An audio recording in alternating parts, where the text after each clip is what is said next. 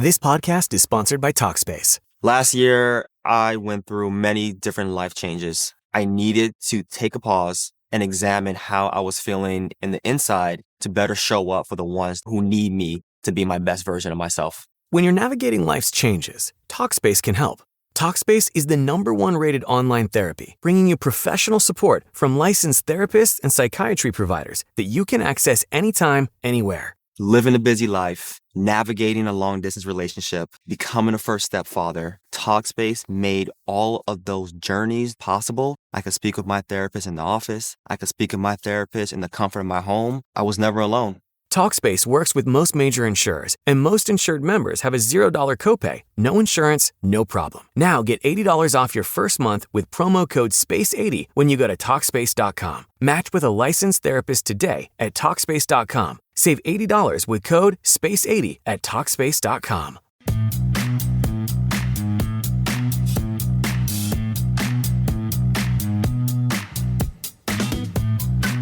From the back of Ruth the Realtor's car, it's the Stacking Deed Show. I'm Ruth the Realtor's part-time mechanic neighbor Doug, broadcasting live from the spacious recording studio in the trunk of her '88 Lincoln Town Car. This place is awesome. On today's show, would you like to discover how to outsource your way to real estate riches? Wait till you hear where Harley Green and his family live. And they built a system for managing their real estate from way further away than Texarkana. In our headlines, we're all on the hunt for affordable homes. Do those two words actually go together? I mean, affordable and homes? Yes, they do, and we'll tell you where to find them. Plus, we'll answer a call to Ruth's Rotary phone from Peter, who wants to know how to find a great property manager. And of course, like a moth to a flame, burned by the fire. And in my head, I sounded just like Janet Jackson when I said that. I'll pop in later with my property pop quiz. And now, two peeps who, if they were pizza toppings, they'd be green eggs and ham. It's Crystal Hammond and Joe Saul Seahigh. Good morning. Eggs really do go on pizza. Have you never had eggs on a pizza? No. A breakfast Two, pizza. never. Three, which one of you is a green egg? That was my question. Oh, I see. Crystal Hammond. Oh, duh. Yes. So I got to be the green egg? Why not? You've got kind of a puke green shirt. shirt on, so that would look tasty on a pizza. Yeah, matchy. Yes. And by the way, Doug had an egg sandwich this morning, Crystal, and I can smell it through the trunk, Doug. I can smell it through the trunk. Oh, That's man. right out Now of a he's Yelp showing review photo. Look at that thing. I hope you drop Incredible. it and Ruth Careful vacuums little it up. drip there Yeah. and there. I hope you drop it on the floor. Hey, everybody. Welcome to Breakfast on the Mind podcast. I'm Joe. She's Crystal. He's Doug. We got a great show today because, Crystal, we got the Harley Green joining us. And he's not going to be in the car. He's going to be in a mystery place. And I can't wait for people to find out where we're talking to Harley from. Overseas. Dun, Woohoo. dun, dun. It's a mystery. How are you this morning, Crystal? I am wonderful, wonderful, wonderful. I didn't get the grants that I applied for, but I mean... No, really? You found out officially? Yes, yeah, yesterday, or it was the day before yesterday. But the good news is that was another no. So the more no's that I collect, there will be a yes coming somewhere. So I'm happy. I'm happy to get feedback. I did reach out to get feedback from, what we can work on to get to a yes, because getting these no's knocked out of the park will bring me closer to my yes. And they're going to point out all the flaws that I can't see. Of course, I'm thinking everything I say is wonderful, great, perfect, but someone else may not feel the same way. You literally just described every thought in my head walking into the singles bar in Texarkana. Every no is on the. What could I have done better? Oh, I can't wait to stack up some more no's. And yeah, I think everything in my head, everything I say is just gold, but they're teaching Doug, me. get a bunch of feedback right across the face. Right across the face. Get some good feedback. It's like we're Just mental slap with twins, some feedback. Crystal. Yeah. Yeah. So for people that don't know, people new to Stacking Deeds, Crystal, tell them about your project so they know what the heck you're talking about. Yes. So Remotely, I am from the south side of Chicago and I'm building some fourplexes. I bought some vacant lots for $1. So that was one of the programs that the city of Chicago had. It's a new name now, but they still have a program that's similar. So I want to do some community building in my neighborhood. I want to build some affordable luxury housing where I grew up. It's a forgotten neighborhood. Super cool. And when people say, I'm totally off topic again, I would do XYZ if I hit the lottery, I always tell them, remember Wizard of Oz? At the end, Dorothy had the shoes, and they're like, you had the power all along. So don't forget that you do have the power. You don't need the lottery. You can do whatever you want. You could buy whatever kind of car you want to own. Just plan for it, and it can happen. All you need is $1 in the south side of Chicago. That dollar you would have spent on a lottery ticket, you could have put to better use. But that's also another point. That dollar lottery ticket, look for programs and see where you can spend $1 for a good program. You may have to move or it will be strings attached, but hey, it could be worth it. You never know what it'll turn into. We've talked a lot about grants and programs. So can you speak for a second about exactly what the grants were that you got denied? Oh, so it was a pre-development grant. There was the city CCT, Chicago Community Trust. So that's a trust fund that's set up and they fund projects in the city. So this round, because the first round, I think they said out of 19 applicants, I don't know how many applicants, I think I made it to the round of 19.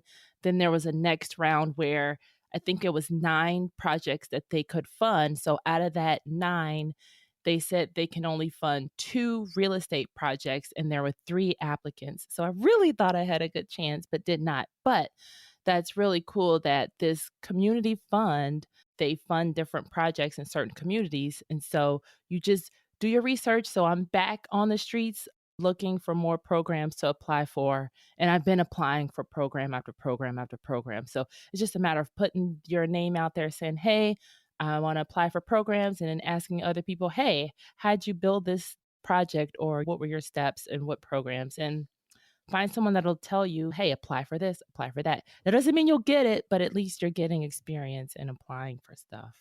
No, it's super interesting to follow from afar. And the fact that you got that close. I mean, this is a grant. Cool. Yeah. A lot of times people don't go for these grants and they're like, oh, it sounds like a bunch of time.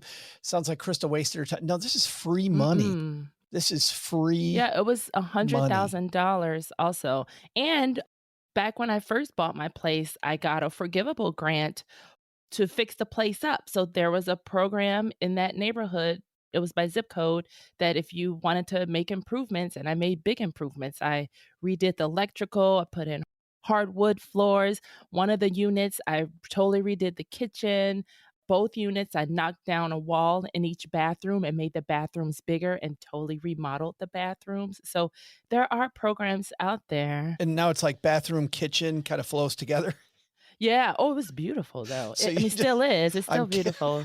She totally missed it, Not Doug. together. Oh, gross. Now I get it. Hardy har har. Back the table right up to the little No, seat. right. No, not that. It's so efficient, though. But again, I know. The no, circle of stop life. it. Quit while you're behind. That's my favorite phrase. Yeah, I But think there we are are programs. Look for programs is the bottom line. It's been great following it from afar. And speaking of $1 and the south side of Chicago, we got a headline about affordable housing. So why don't we roll into that? Hello, chaps. And now our Stacking Deeds headlines. Cheerio and pip pip. I thought for sure you were going to say, that's going to buy you a vote. Well, Doug, it's funny because as we record this, we just saw World's Worst Debate last night. Are you kidding? Oh, no. That was the most entertaining debate of all time. You could bet on stuff like it was the Super Bowl. Like, how long is it? All you needed- man. The pauses. God. And oh, my gosh. All you needed was Keystone Cops music and it would have been. Yes. Mm-mm. This is from USA Today, quickly getting away from politics. Sarah Great. Yeah. Chernikoff wrote this.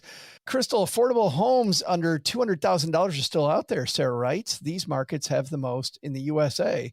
When you found this, What did you think as you were looking over this piece? So people talk about interest rates, they're high, and there are a lot of areas in the nation that are way oversold. And we know the usual suspects, right? California, Florida, those are the two that always come to my mind. Well, some areas here in DC that are crazy expensive. And we need to bring people to light that there are a lot of affordable places out there. When I bought my first duplex, it was $70,000 and it was a steal. It was way cheaper than my rental payment. So we want to get people in front of areas. It could be in your neighborhood or it could be somewhere that you've had your eye on, maybe, maybe not. But let's take a look at where these $200,000 affordable homes are. I'm curious. Yeah, absolutely. She writes that affordable housing can be difficult to come by. In the past decade alone, the number of homes for purchase under $200,000 went from half of all sales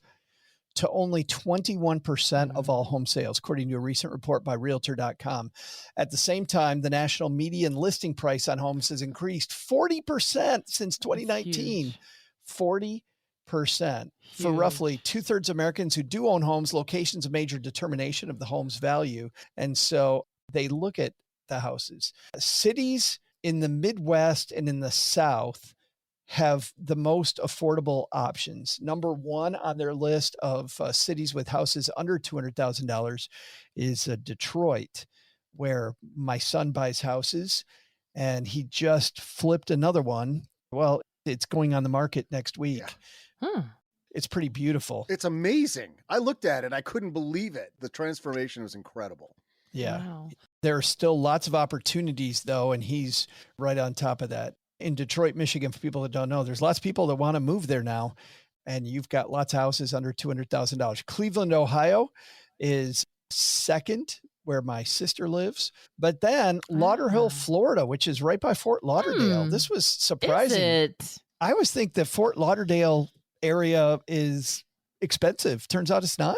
Well, it's the best kept secret. The last time I went to Florida, this was like many moons ago. Who was that? John McCain was running. I remember that's how long ago it was. But we had more fun in Fort Lauderdale than in crowded, like hustling, bustling Miami. I think people are now more towards the, hey, less is more, quiet is better. I don't need to be in an overcrowded, overpriced area to have some fun. I want to stretch out and enjoy the sights and sceneries. Like I was a huge fan of Fort Lauderdale opposed to actual Miami. Yeah, Lauderhill, Florida is number 3. Lauderdale Lakes is number 5. So that general area. Albany, Georgia.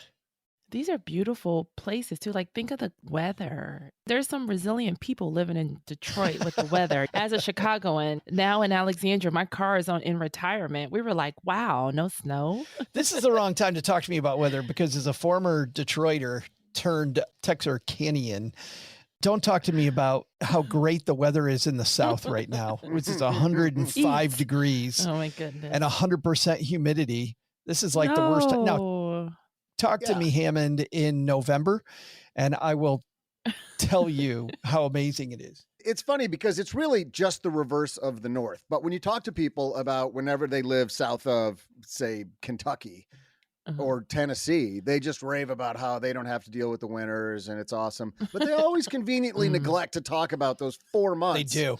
You They know? totally and do. And it's just the reverse. We do the same thing in the winter. And I don't even know if in Texas, can you be an outdoor person when it's 129? No. But Heck we can be no. outdoor people when it's 19. We can go skiing and go Yeah, snowmobiling and do true. all of that stuff. You guys can't. You'll die.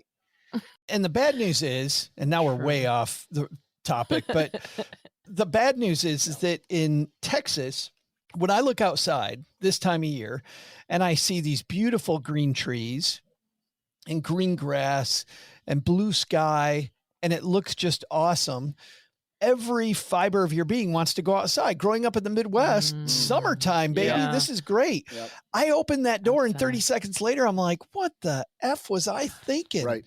I don't think Like- we are off topic, Joe, because what I'm really doing is helping people realize your preconceived notion of a Detroit or a Cleveland is often wrong. It's built on some stereotype or some bad comedians over the years or whatever to convince you, oh God, you don't want to go there, either because it's a rusted out city or because the winters are bad or something like that. But really, you can find beauty and great people and great neighborhoods anywhere you go, frankly, in the world, but definitely in the United States. And so don't discount this notion of Chicago or Cleveland or Fort Lauderdale because it's the spring break place and crazy kids, because you're going to find a great deal, whether you're doing it for investment purposes or your own living situation. You're going to find a great spot. They're there, and just don't throw it away because it might get a little chilly a couple of times a year. Yeah. I wasn't talking about you being off topic, by the way. I was talking about me going off topic because it fools you. And the other thing that drives me crazy is that people in the South say they don't like cold weather, but in July, you go into any Southerner's house, it's 37 degrees in their damn house. Right. Every building. I'm like, you guys don't like winter? What are you talking about? You love the cold all summer long, from June to August.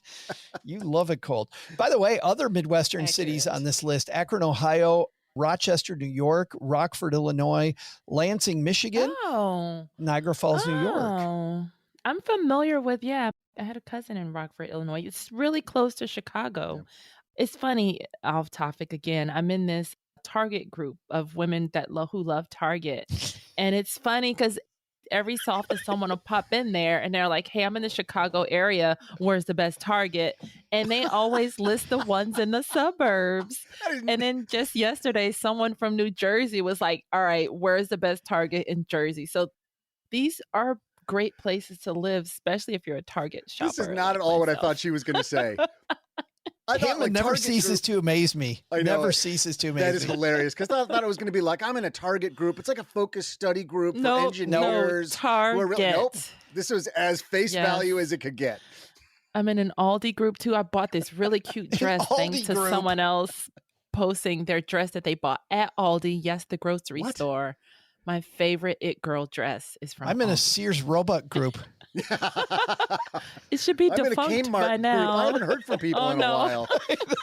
That group's been quiet. I keep going to meetings. They're all alone. Got all the donuts to myself.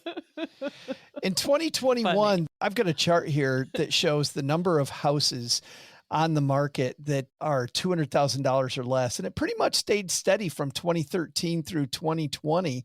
In 2021, it ticked up from 6 million to almost 7 million. Of course, that was built up inventory from COVID.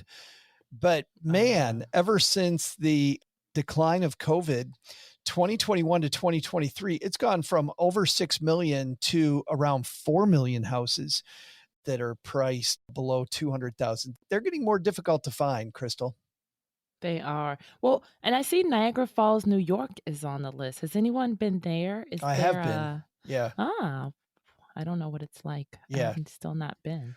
Niagara Falls feels like the suburbs of Canadian Niagara Falls, which is where all the touristy stuff is. All the action is on the northern side of that border. And that could be the upside of it, is that Airbnb, you kind of get maybe some economic runoff from that. Waterfall flowing runoff. Anyway, you get some economic from that. But thanks for explaining that. Did you just mansplain a waterfall to us? Runoff. It's a sophisticated humor that I bring. But you get all the beauty. It is a beautiful area of town. So here's what I'm not sure about is when they talk about Rochester or Niagara Falls and maybe a couple other those cities, or Lansing, are they talking about like city proper downtown, maybe some houses that need a lot of rehab, or is it sort of the region?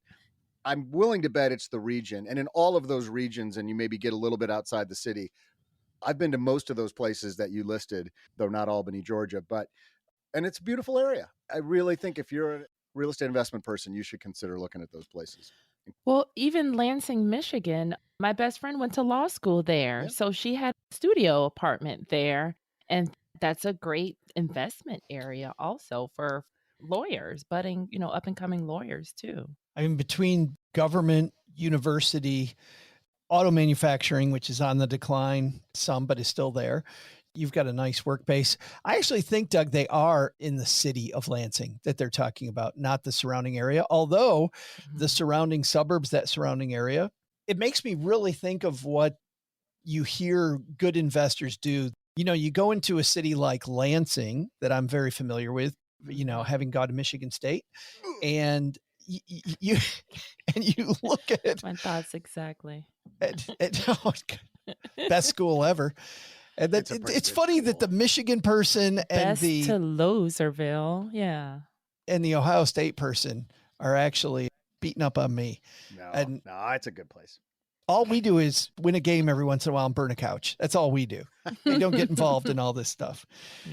But I think knowing the neighborhoods, like really investing in the city, you know, knowing where it is. Like Crystal, you were talking about on the south side of Chicago, you know, the place that you are putting these quadplexes, you know the area. So you know what exactly you're getting into when you invest in that place. And I think it's like that in Lansing. Heck, it's like that in any city, right? Yep. In Texarkana, there are neighborhoods that are clearly coming back, and there are neighborhoods that are still really declining or just not moving.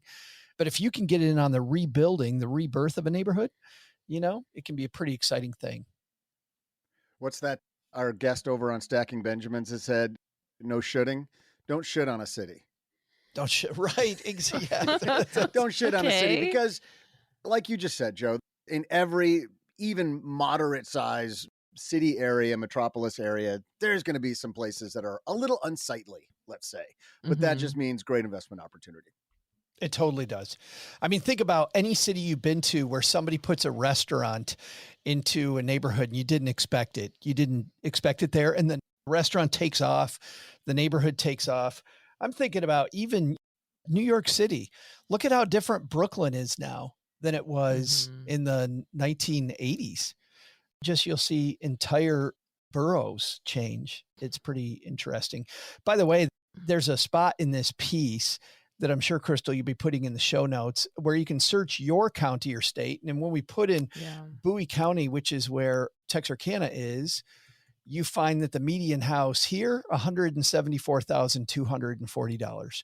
But Crystal, let's put in where you live, because that's going to be different. Alexandria City. Alexandria City is the county.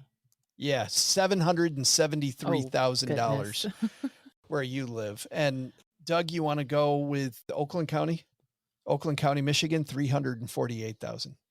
Which also goes to prove this thing. Everybody right now wants to talk about the real estate market. Look at what we just did. We just took the three of us. We got three totally different stories in these markets. Yeah. Totally different stories. So interesting. Lots here to unpack. But I think, Doug, you might have nailed it on don't should on a city. Well, and do your research. This is just another cool tool to do some research. And especially in a market like this, Crystal, getting comfortable with being remote. Yes, that too. Which is actually what our guest today is going to talk about. How about that for a segue, huh? Beautiful. Harley Green is not just remote. He is incredibly remote. We're going to get him up on Ruth's iPad here in a second. We'll be talking to Harley from way far away. We got the only Etch-a-Sketch that has the Zoom feature. Yes. Harley is a guy who not only has quite a real estate adventure, he'll explain, but he also now has created a business around helping people get help with their real estate. We're going to talk about hiring virtual assistants as well. And I know, Crystal, probably after we talk to Harley, you and I will have a lot to say about virtual assistants and about being remote. But first, Doug, what's today's pop quiz? Hey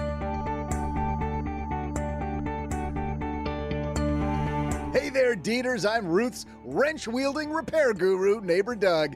Today is a pretty important day in U.S., nay, world history, because it was on this day in 1962 that one of the largest retailers first opened its doors. Even though your great Uncle Fred said he was the first one to think of opening a big box store, it wasn't him. You know how I know? If it were, you wouldn't be listening to us right now, because Fred and his entire family tree would be sitting on a beach in France deciding if they should put on clothes for dinner.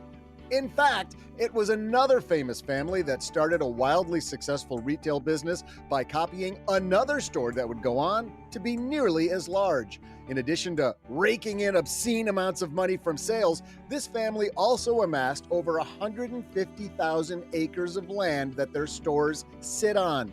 That cumulative patch of real estate is as big as the entire city of Seattle.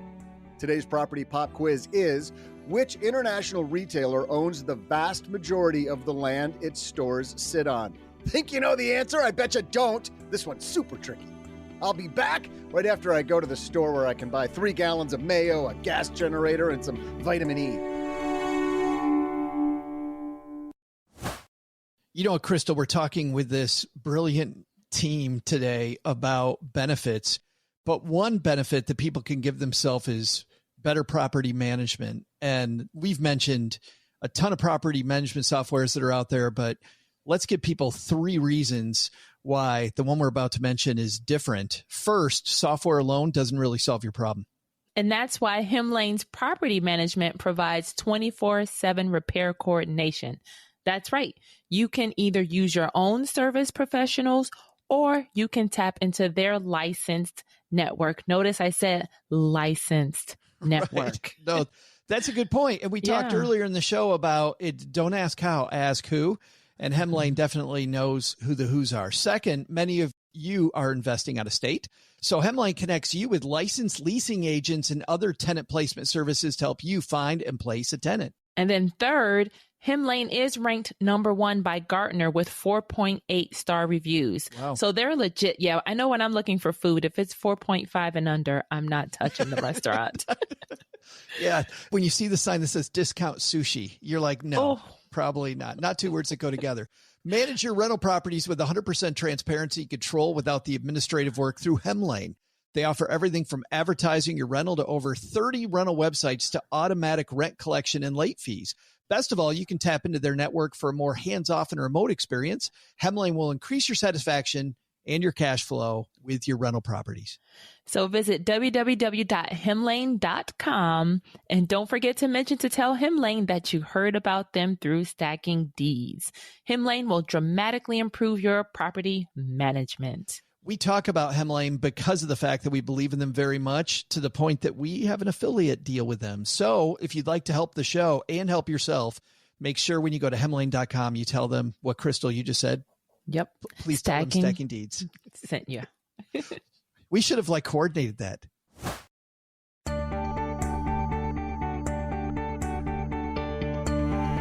Hey there, Deeters. I'm shopping cart innovator and self-checkout employee, Ruth's mechanic neighbor, Doug. Before the break, we were talking about the retail giant that opened its first store on this day in 1962. You may have thought you had a pretty good shot at this one, but not so fast, Kmart fangirl. The early 60s were a poppin' time in America. Baby boomers and their parents were going mobile in their new cars and willing to drive past Howard Cunningham's hardware store in order to find the best deals. Lots of familiar big box retailers were getting started in the 60s, but which one grew so large that the entire family ended up as billionaires? Which one has eye-popping assets on their balance sheet because of all the real estate they own? It's none other than Walmart. JP Morgan estimates that their real estate alone is valued between $70 and $80 billion. That's more than the entire market cap of many of Walmart's competitors. Just the land. Well, maybe that one wasn't that tricky after all. But, I got to go throw you a bone once in a while, right? Am I right? You're welcome. And now, let's see what great insights we can learn from today's guest, Harley Green. Crystal, I'm super happy this guy's with us. He's not in Ruth's car with us.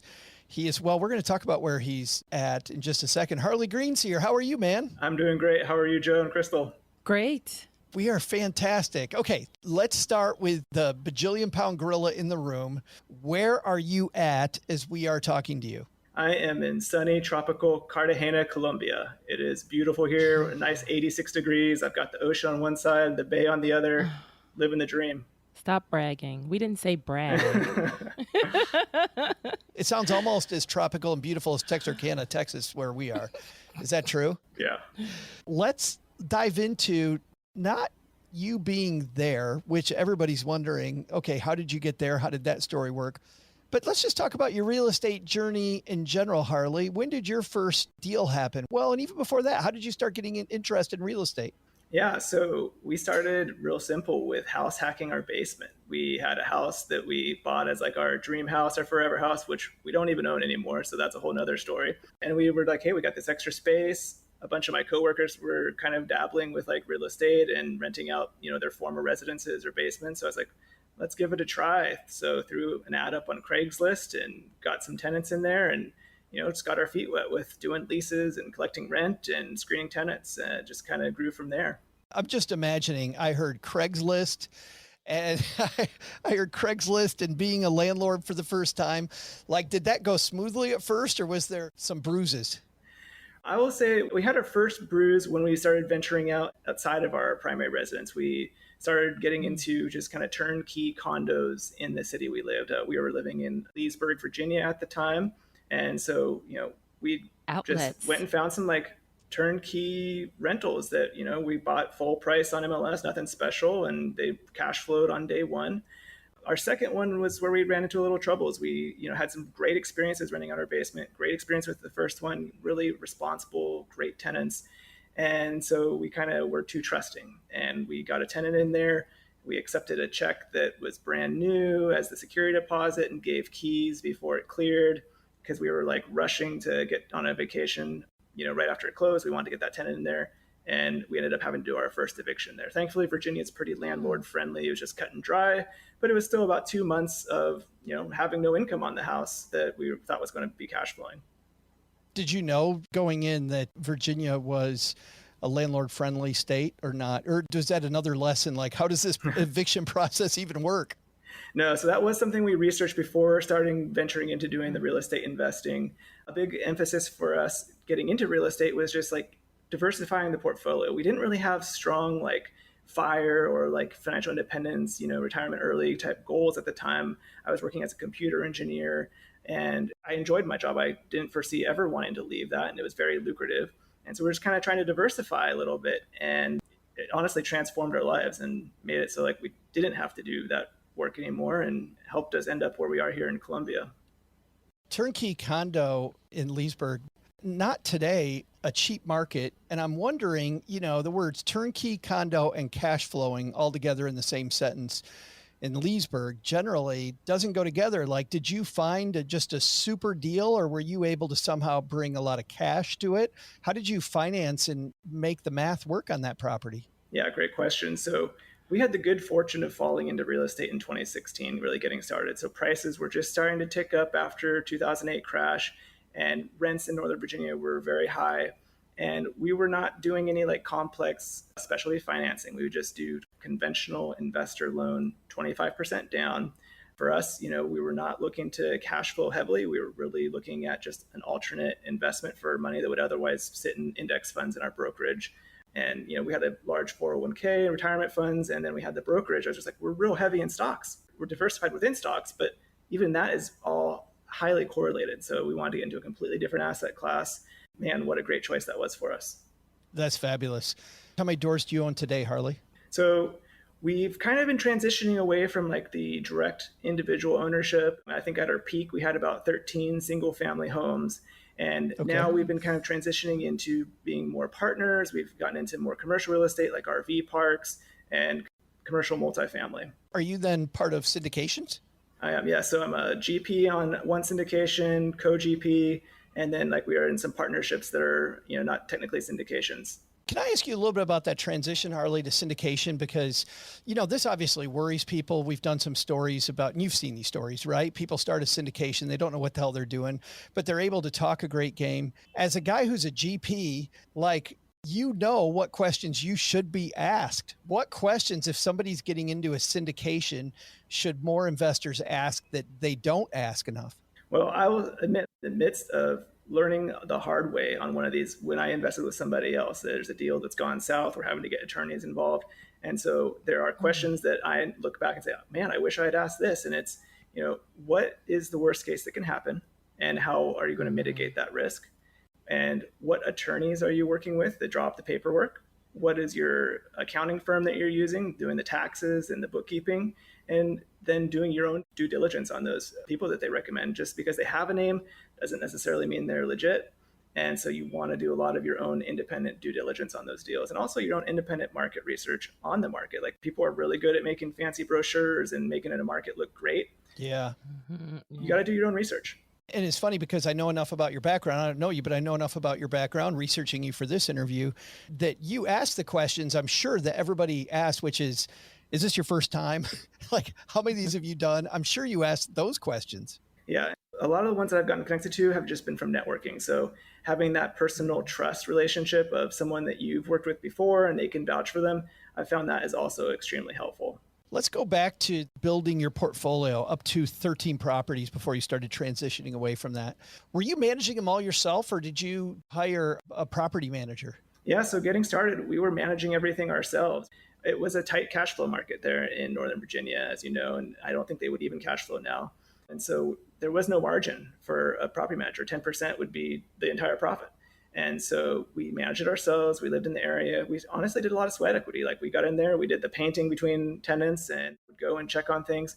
And looking back now, honestly, like, some advice I'd love to give myself was be like, you need to leverage your time more. You need to delegate some of those things. Maybe not have had a property manager per se, but had more calls to a handyman or a local service provider that could do those one-off tasks rather than like dropping what I'm doing and just getting burned out. And so we experienced some burnout, and that was a major turning point in our investing lives.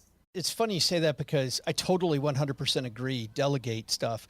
But I also do like the fact that you did it yourself, at least for like a 6-month period, because then you kind of know where your pain points are, Harley. Would you agree with that? Yeah, there is nothing wrong when you're getting started, getting in there and like getting your hands dirty and learning the system. That way you can better talk to people that are doing, you can better understand what they're doing and have that kind of check and balance so you're not totally clueless about what should be happening.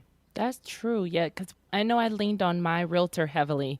I was like, okay, I don't know how to paint. Do you have a painter? Like, for everything, I was asking my realtor. Absolutely. Yeah, and realtors are great resources, especially when you start branching out and investing outside of your hometown.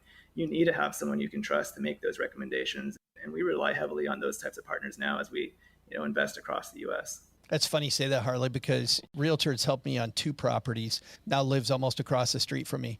And she still is one of my number one resources. Like, I love my HVAC people, but I got them from her. I love the roofing people that I use, got them from her. Like, she was just a mountain of knowledge about who to hire locally. You said earlier, so you are married? I'm married. I've got an amazing wife, and I've got 3 young children, ages 8, 6, and 4. And so they've all been along the ride, and we've been doing this together. So you're in Northern Virginia. You got these 13 houses. It's 13 doors. You're doing this yourself. What makes somebody go, hey, I'm going to go to Columbia?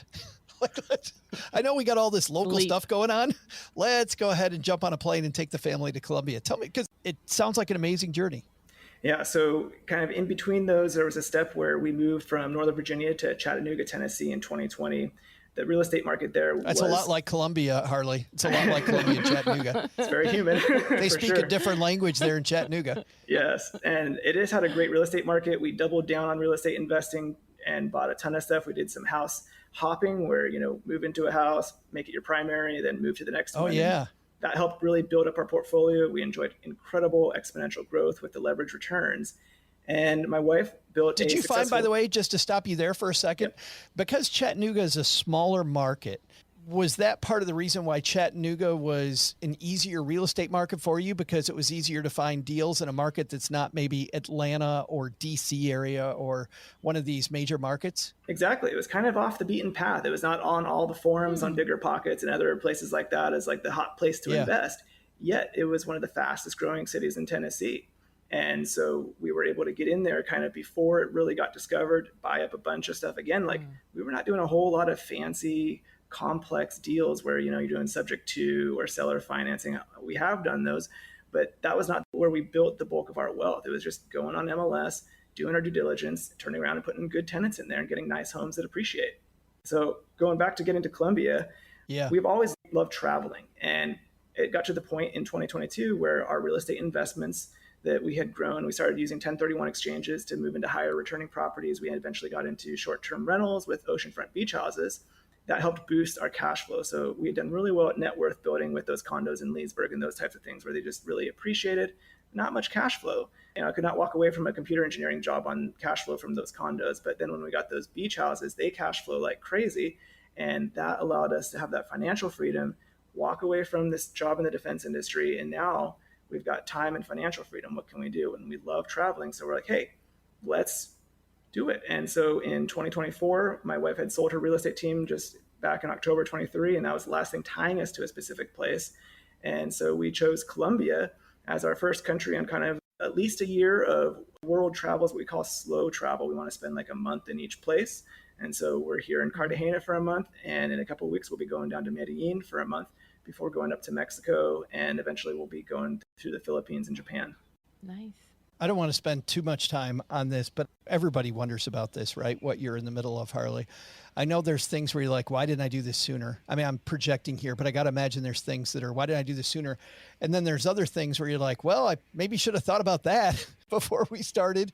Give us some of those on both sides. What are the huge positives that you love, and what do you wish you'd anticipated more moving to a foreign country? I love how warm the people are here. So that was something that kind of surprised me. When we told people we're going to Colombia, I'm sure you guys can imagine a lot of people are like, oh, Colombia, like what about the drug cartels? Right. And is it safe? Yeah. Like, be careful. We have just been overwhelmed with like warm, loving people here. We go to Calvary Chapel back in Chattanooga. There's one here in Cartagena, just like a few blocks down. So we've gone to that on Sundays and visited people there. It's been great just taking the kids to the playgrounds and the parks and just talking to people here.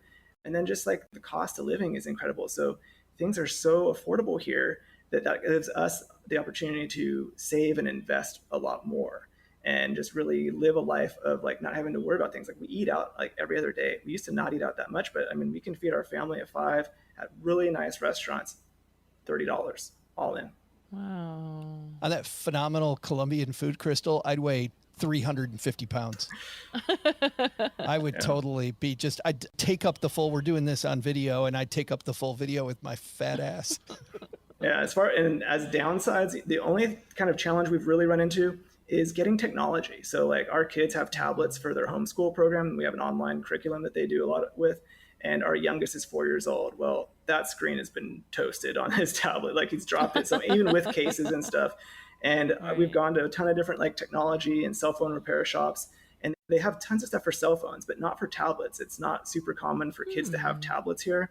I mean, they do not have as much money. And so like buying a $100, $200 tablet for your kid is not a thing. And so that's been a challenge. Wow. Technology. But to your point, we're seeing you clearly, the infrastructure is there, like the high-speed internet clearly is there. Yeah, we got 500 megabit fiber internet in the condo we're staying in here. Yeah, that's wild. That's why people also like Portugal, and Bali, some of those places. When you leave Colombia, where do you go next? So we're going to be going up to Puerto Vallarta, Mexico. We'll be there for about 2 months, and then we'll be in Guadalajara, Mexico for a month before kind of hopping across the Pacific and going to the Philippines and Japan. Wow. Well, let's talk about the Philippines for a second. I'm glad you said that. My son and his real estate journey, I use him all the time as an example because he's comfortable with it. He uses a VA. And I was very surprised when I first heard, I'm like, why are you using a VA? And then he told me all the things that Masha does to help him out. And she's based in the Philippines. And it blew me away. But when did you start to transition into helping more real estate investors use VAs, Harley? Yeah, so I started Workergenics back in 2022 when I left my job as a computer engineer because I was thinking, what is my asymmetric advantage? What have I leveraged and used successfully in our real estate investing and my wife's real estate agent business to really get huge returns and have a lifestyle that allows us to travel and enjoy time with our kids? And it was using VAs.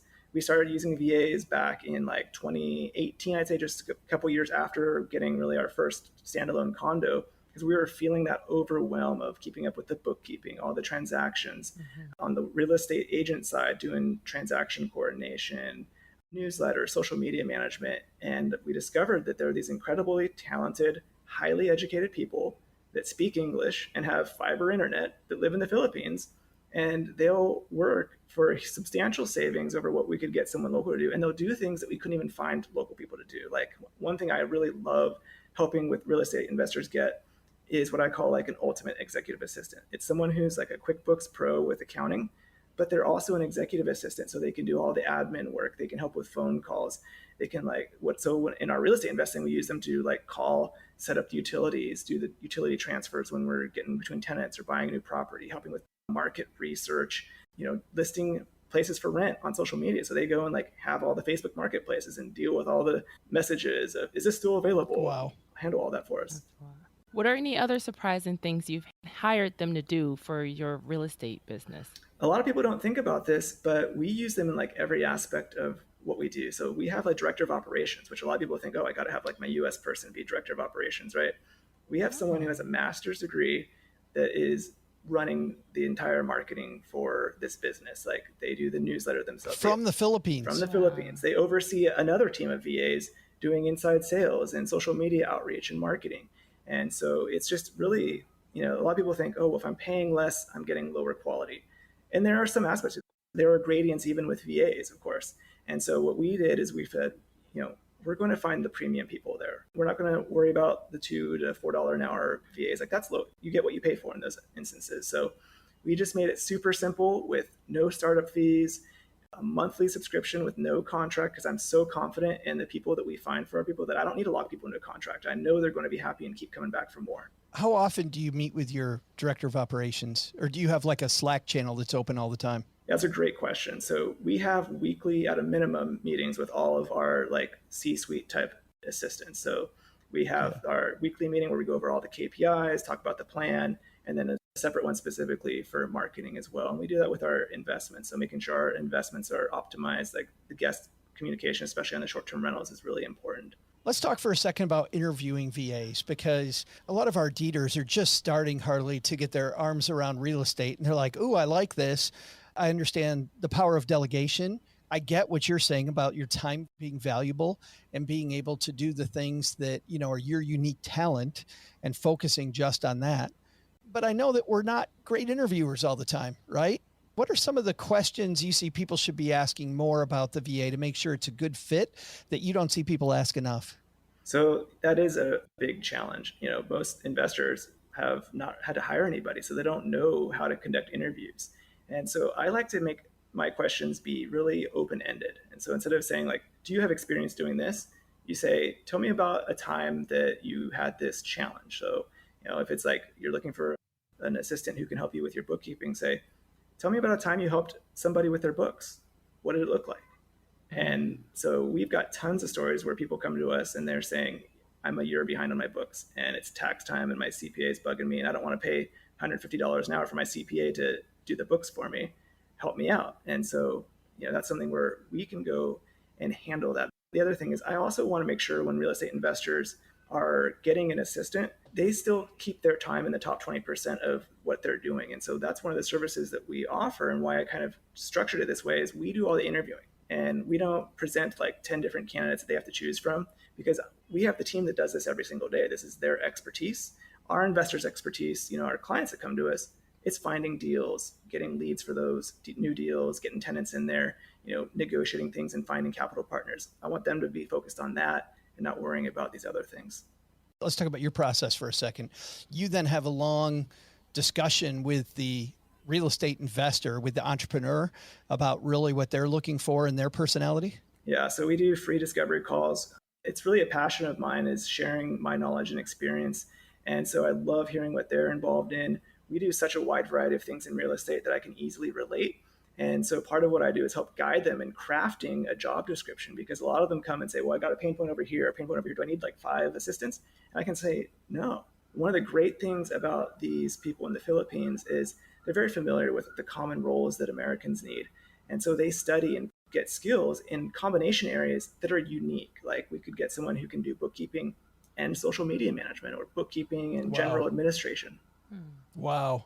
Yeah. That's great. Those are weird. Like you wouldn't find that in Chattanooga.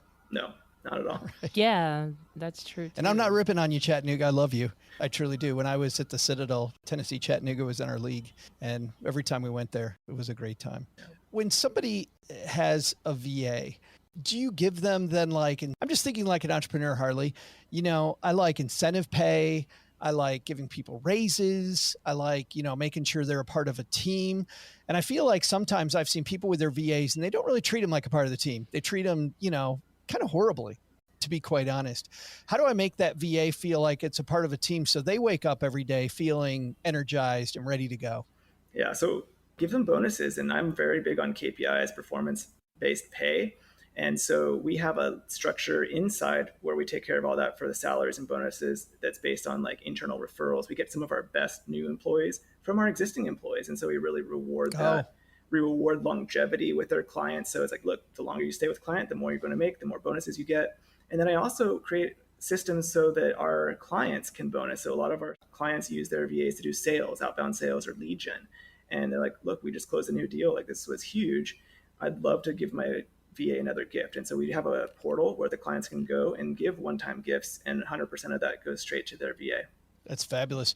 Is there ever a part of the relationship then where the ownership of that arrangement after X amount of time? I'm thinking about organizations like Manpower and some of the temp organizations you'll see out in the S&P 500, you know. Is there a time where they're a Gen X person, but then do they transition over to be, let's say, Crystal's VA just completely and Gen X steps back? We have not had that happen. I think our clients are really happy with us handling the burdensome HR and payroll, international money transfers and things. And are you saying, Harley, beware what you ask for? Because there might be more pain in the ass stuff than we think. There's a lot of pain in the ass stuff that goes on with dealing with people. Trust me, it's a lot. Yeah. And I think a lot of people would rather get credit card travel points to go travel the world and have to deal with some of that. So that's what we do. Well, people aren't familiar with all the different ways that a VA can help them. I was really excited to talk to you for 3 reasons. A, about your own real estate journey.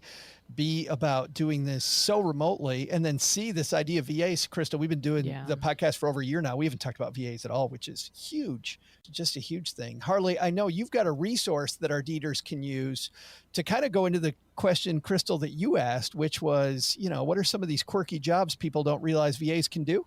Yeah, I'd love to share a free guide with everybody. If you go to workergenix.com/stackingdeeds, there's a form you can fill out, and we'll email you a guide called Delegate or Die.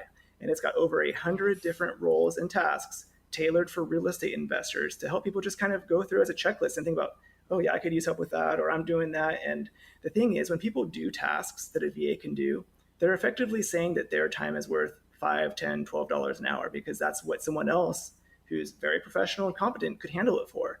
And so you're basically limiting yourself when you do those things instead of handing it off and doing the big deals. We make that mistake, Harley, all the time. We don't value our time. And to your point, you know, just because you can fix the toilet, and, you know, I said this earlier, that fixing the toilet for the first 6 months might be great, just so a contractor doesn't screw you over. But fixing a toilet, just not worth your time. You got to focus on the bigger picture. No, and that's one thing I love about travel and doing this international travel. It really forces you to create good systems and to delegate. Oh, good point. I'm not going to fly to Chattanooga to evict a tenant to stand into court, or I'm not going to fly there to fix the toilet. And so I'm forced to have systems. A cruise ship isn't going to pass by Harley swimming back to the U.S. Nope. Awesome. And again, give us the website one more time for people that want the resource. Yeah, it's workergenix.com/stackingdeeds. Awesome. And you know what, Crystal? I bet $1 bajillion that you're going to have that in the show notes. Oh, yeah. And see, this VA set that up for you, that you had a cute little stacking deeds ending for us. Absolutely. Instead, it's me. Where's our VA, Joe? Hey, look at the time. Oh, hey. Harley's got to get out of here before I get into more trouble. Harley, thanks for being a mentor for us today. Yes. We super appreciate you. Thank you. Oh, it's been my pleasure. Thank you so much, Joe and Crystal. It's really been great. Man, there's so much, Crystal, to unpack there. Yeah. Where's our VA? I heard you cough. We need a whole staff now. I would love. I tried to end the interview so that we would get off that topic, but Crystal's right back on it. These are things I would have never thought of. Like, he has a director of operations that's a VA. Like, I'm mind blown on that. Like, that could even help me with like all these applications for like grants and different programs. You could hire VA just to help you find, let's say you want to buy in Lansing, Michigan. You can hire a VA to do all that research for you. They can find your next deal. They can reach out to all of the homeowners in the area saying, hey, if you're thinking about selling, think of me first. So that's really cool, of all the things that a VA can take off your plate that I totally wouldn't have thought of. 2 guests on the show, Tom Brickman and Scott Carson. Yep. have talked about going through court records, right?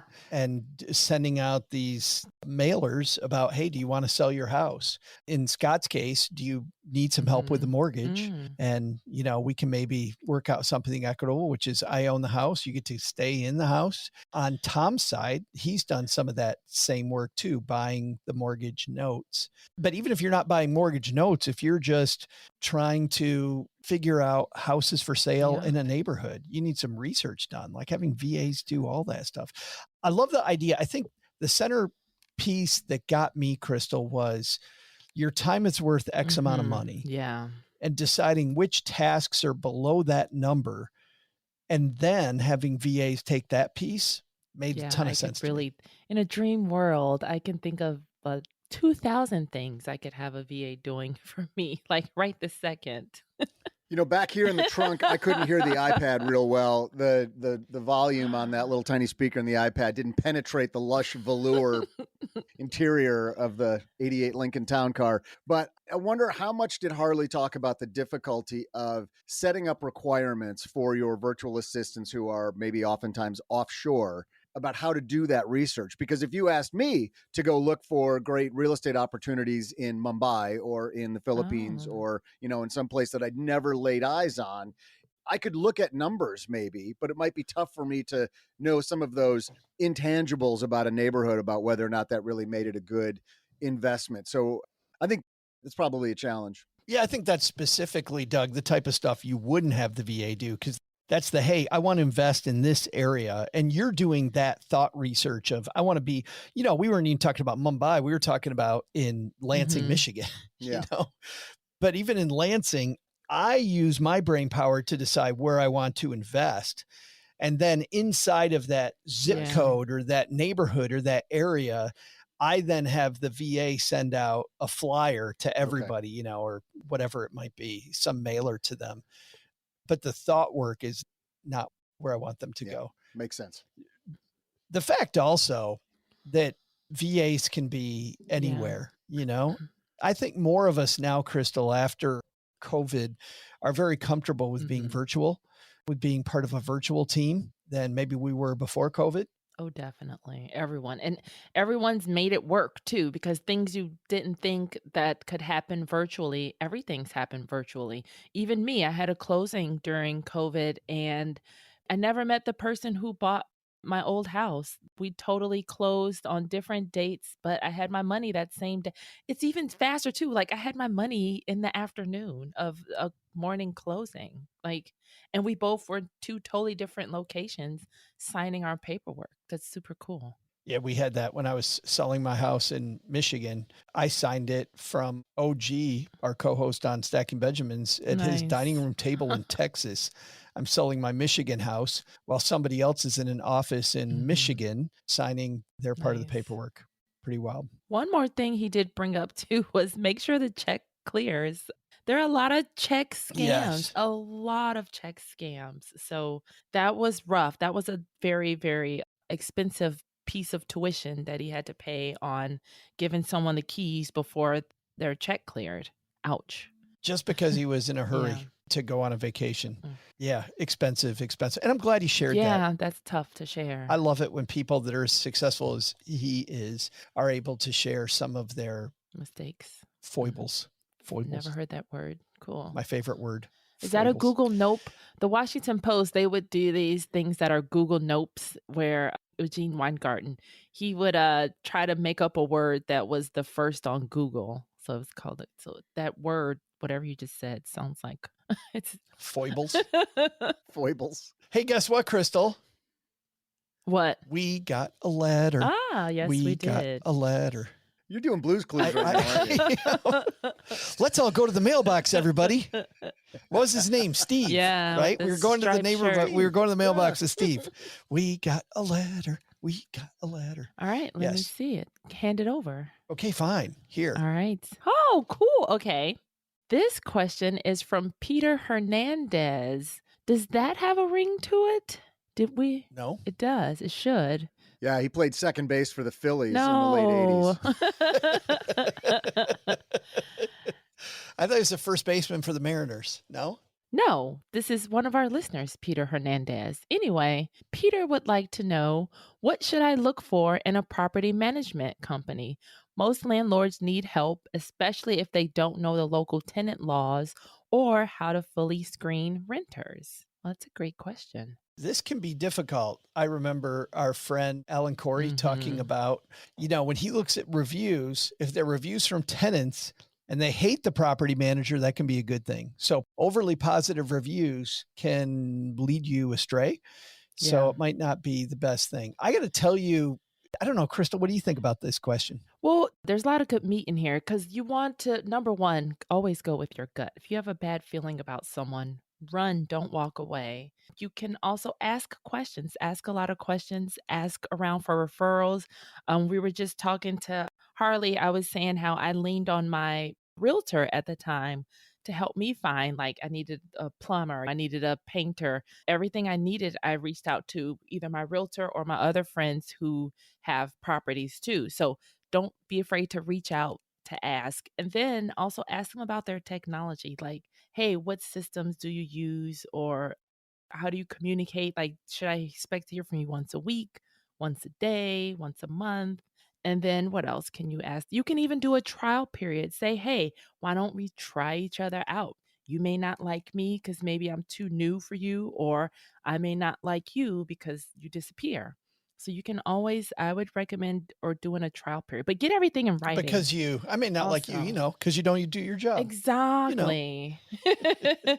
So it could be a trial for both. And then I like to do this too, where you can even blame it on yourself. You could be like, listen, sometimes I'm a bad communicator. So just in case I'm a bad fit for you, let's just do a trial run so that we can decide if we need to get the kinks out or break up. This sounds like somebody who's exited some second dates, Doug, fairly smoothly. Listen, it's not you, it's me. It's me. Oh, I hate the way I think chew, Crystal's so I'm just pro gonna that. exit. I don't want to have you look at me chew like this all It'll the be time. horrible. So yeah, Yes. you're free. I should probably go to the bathroom and not come back. Right. In every community, not every community, but most communities, there are real estate fans who get together. And often your local real estate offices, the realtors, getting back, Crystal, to asking your realtor for tips, which you just mentioned and we talked with Harley about. I think finding out where the real estate people all gather and meet. Every good real estate investor I know, initially, before they got really busy, joined these groups because you then can network with a lot of people that are in the know at once. And what's cool is these people know good people. They also know who the pretenders are. And you can ask very knowledgeable people that have been in real estate for a long time. Hey, what do you think about this property manager? Never heard of them. Now, that might be okay, but that also could be a red flag. You can ask them, who do you use for property management? You own 25 houses, 30 houses, 30 doors, whatever the thing is that you own. Who do you use? How do you like them? What do you like about them? So I think between the networking you get, the intel you get about not just property managers, but also about what Harley was talking about how people use VAs, about what's going on in different neighborhoods around the city, about where people think about different loan programs stand or different strategies around financing.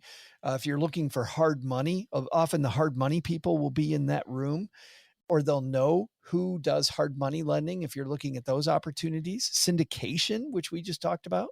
Joining those groups, I think, is huge, Doug. I just wondered, would it be worth your time? Like if you're considering a property manager, maybe somebody already recommended to you, and as a way of validating that, would you go look at, I don't know if it's Yelp reviews or some other review site of people living in those properties managed by that person or that firm that just got recommended to you, to find out? Because if they're not getting stuff fixed on time, or there's issues with the way they're being treated by their property management firm, that seems like that could be a way of validating recommendations you get. Or is that maybe a little too granular? Well, no, I would do all that. But just remember that when you see a bad review, if that bad review is from a tenant, it's because the tenant may be pissed that the property manager's holding their feet to the fire. But if it's from the landlord who's like, listen, they never collect rents on time, or they totally didn't vet my latest tenant, you know, and now I Yeah. got this big problem because they didn't do their job. Well, I also thought that if you saw a couple of bad reviews, well, there's a lot of bad tenants out there, and they could just be, griping that, hey, they kicked me out and I only missed 6 months of payments. And they suck. That's a great review. You're going to get that. But if you start to see a lot of them, and maybe it's a larger complex, and there's 50 different tenants in that complex, and you start to see a trend, just like when you're looking at reviews of a product on Amazon, you're like, okay, if there's 7,000 reviews and there's 50 bad ones, I probably got a good shot at getting a good product. But reverse that, you're not buying that product, right? So that's kind of more my line of thinking. What's interesting too there, Doug, is that, you look for trends, not just the negative reviews, but those comments are valuable. If out of those 50 negative comments, 40 are complaining about the same exact thing, that probably is a problem. Good point. Yeah. Right. They're all the ones that live on the top floor and they've got water coming into their living room. Or worse, they're on the bottom floor. They got water coming into their living room. No. Good point. It's even worse, but I'm thinking about... Wait, that's not water? I'm thinking about our partner OG over on this. Oh gosh. On this, speaking about the toilet and the kitchen flowing together. Oh no. OG had this problem with his property manager where there was a sink that the tenant just left on all the time. Oh, no. And he talked to his property manager about it. His property manager's like, I didn't even think to go over and turn it off. What are you talking about? Are you kidding me? You didn't even think about it? Like, really? Water's included in my Not my rent, so job. who cares? Oh no. And the tenants would complain and the property manager wouldn't handle it. They bring it to The OG. landlord. Somebody had a kitchen fire and they said, hey, their clothing had all the smoke damage. And so the tenant brought this to me and wants you to handle all of their laundry costs. And he's like, renter's insurance. Right. That's why you buy renter's insurance. Did you tell them about? Well, I did, but they said they didn't want it. Oh. And now you're bringing me all the receipts and telling me I should pay? What are you talking about? No. Like, no, your job is not to be buddies with our tenants. Your Right. job is to say, hey, I told you to get renter's insurance. And then you left the stove on. It wasn't our fault that you left the stove on and had a kitchen fire. Jeez. It was your fault. Damn. But yeah. I'm still waiting for the "you were right, Doug" from OG on that, because he called me and said he was thinking about buying that property. I'm like, man, you don't want those headaches. Not in that building. Yikes. And he's like, no, I think I can do it. And he was just going through numbers only and kind of seeing how it could work. I'm like, I don't think that's you, man. I don't think that you're the guy that wants to deal with all of that stuff. And then all that you just described and a lot more happened, A lot Joe. more. Darn it. A lot more. And my phone is still not rung. He sold that property and he still hasn't called me to say, oh, Doug, you were right. Well, and this is interesting too. You know, Crystal, you talked to Julian Saunders from Rich and Regular about getting out of real estate, and it just wasn't for him. And he made a bunch of mistakes. OG would tell you he made a bunch of mistakes in real estate, but OG made good money on that property. He actually made good money, but he's so happy to not be doing it anymore. Right. He's so happy to not be doing it anymore, which, I mean, It shows that it happens. takes a certain type of person. Somebody with a modicum of patience and human empathy, which is not OG at all. No, it's way more Crystal Hammond territory than OG territory.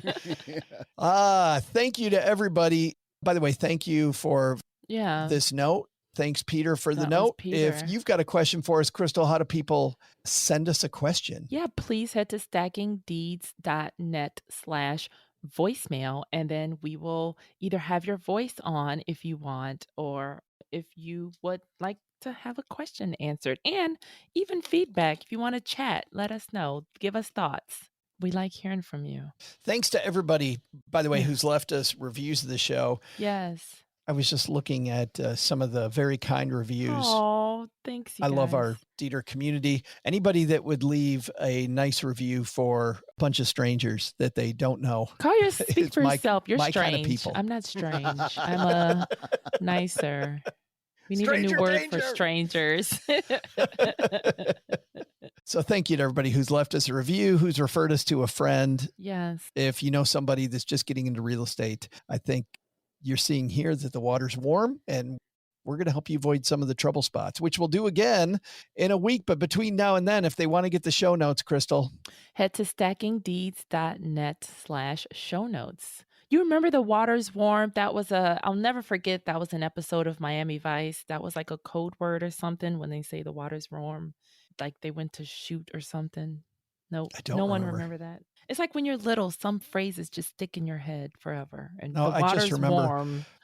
No, I don't remember Miami Vice. I remember we got a letter. Oh, goodness. During your formative years Thanks in your for that. 30s, Thank Joe. you. I remember all the cool stuff. Babies. Yeah.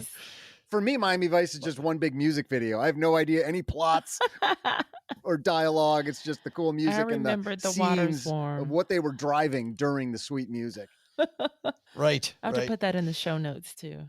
All right, everybody. I think that's going to do it, Crystal. Doug, what should we have learned on today's episode?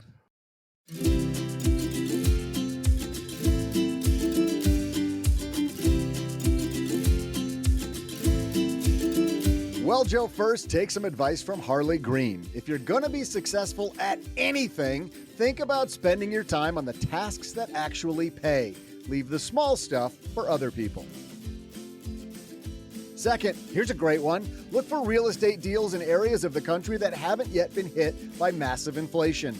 If Southern California is too expensive, that doesn't mean it's expensive in the middle of America. You can find deals, and with many potential buyers on the sidelines, the great deals have fewer bidders.